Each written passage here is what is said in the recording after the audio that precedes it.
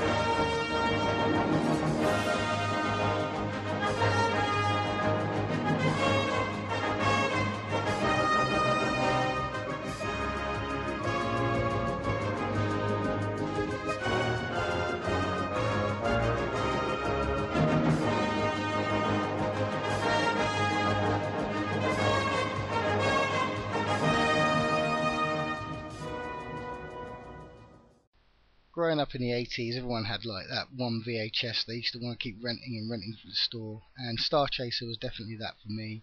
The film came out theatrically in 1985 and then hit video, where it really became more of a success. Basically, it's a Star Wars rip-off. It centres around a boy called Orin, who basically has grown up inside a mine, and everybody lives in the mine. Basically, are led to believe that there's nothing else in the world other than the mine. If you dig up, it's hell. And he finds this hilt of a sword with an invisible blade and a ghost that tells him that the power's within the blade and that he must dig upwards and free the people.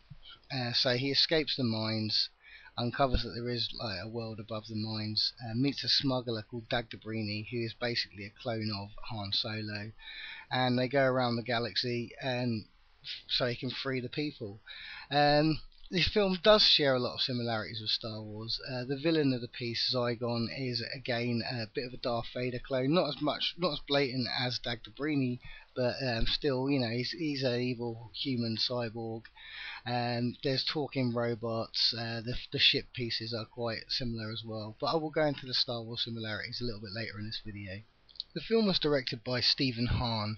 He also went on to do some animated shorts and some kiddies animations, but this is his only real feature he ever did. It was written by a guy called Jeffrey Scott, and Jeff Scott is quite well known in the animation world. He's one of the main authorities on animation writing, and has written several animated shows, including Captain N, the Game Master, and the Muppet Babies, and hundreds of others. The Ninja Turtles, he's written for them. He's got a massive filmography and written several books and articles all about animation writing. He's also used to be quite a contactable person on the internet. I sent him a few emails many years ago now when I first got the internet, asking him questions about writing and also about StarChaser. He also released the StarChaser script. There's been many people contacting him asking him for the script, and 5 or 6 years ago he put this script up on his website, so you can actually read the original script on his website. So that's definitely worth checking out, because the original script is a lot darker and a little bit seedier than the version that we see on the screens now. StarChaser was released 3D in the cinemas, and was also one of the first movies to feature a mixture of CG animation and traditional animation.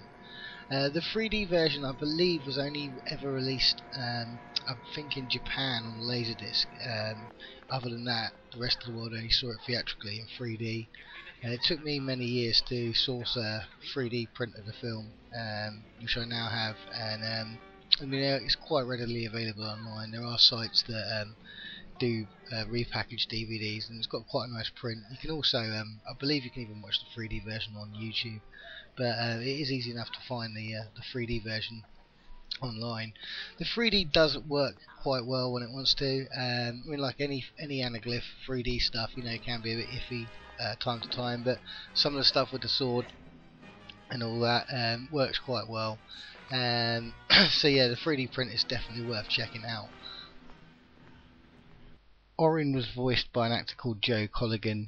He hasn't done too much. He's done lots of little bit parts in well-known TV shows such as The A-Team and Cheers and Friends. Dag Dabrini was voiced by a guy called Carmen Argenziano, and he's appeared in quite a lot of stuff from CSI to Stargate to some big films such as Swordfish and Identity. So he's more of a well-known face.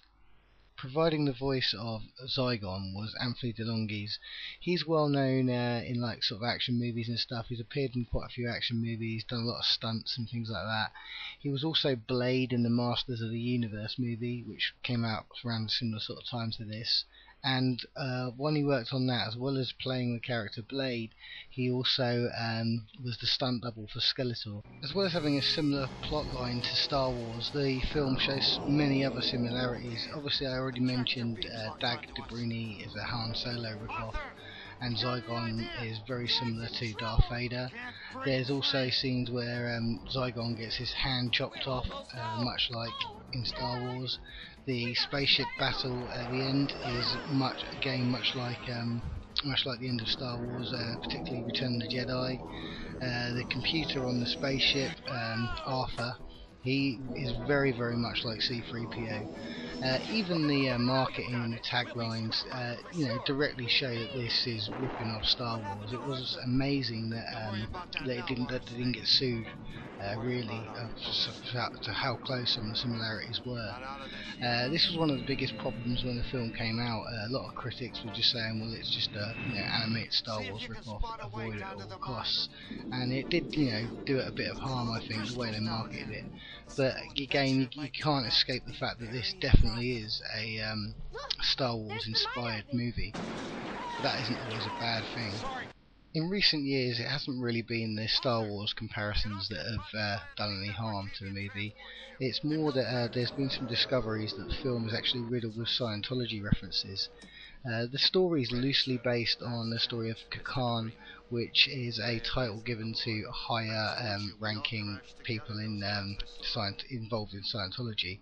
I'm not really great on Scientology myself. I don't really pay much attention to it. I think it's pretty much nonsense. So I can't really go too in depth on this, but there are a few web pages that do explain the references and explain more about exactly what they're there for. I will put that link in the description box. There are other well-known Scientology and Hubbard, L. Ron Hubbard, or whatever he's called, references in the movie.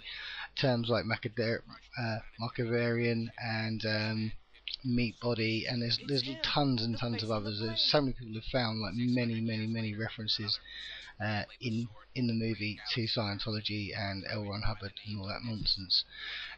Jeff Scott apparently is a Scientologist, so that's why he snuck it into the script. So that's one of the darker sides of the film that not everyone knows about. But in recent years, it's definitely becoming more and more apparent that the film has definitely got some Scientology undertones in it.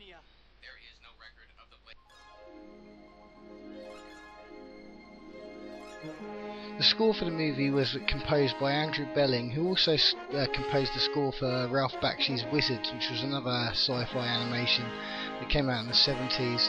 Unfortunately, the score was never actually officially released. The theme music was put up on Andrew Belling's website many years ago for a short while, and I managed to download it then. I believe that it may have put the music back up now. The only other piece of music available for the film is the title music, and this actually surfaced through myself and a couple of other people who've done it as well, where we ripped the music from the intro of the film and cleaned it up with audio software and circulated it around the net. So they're the only two pieces of music that you can normally find from the film.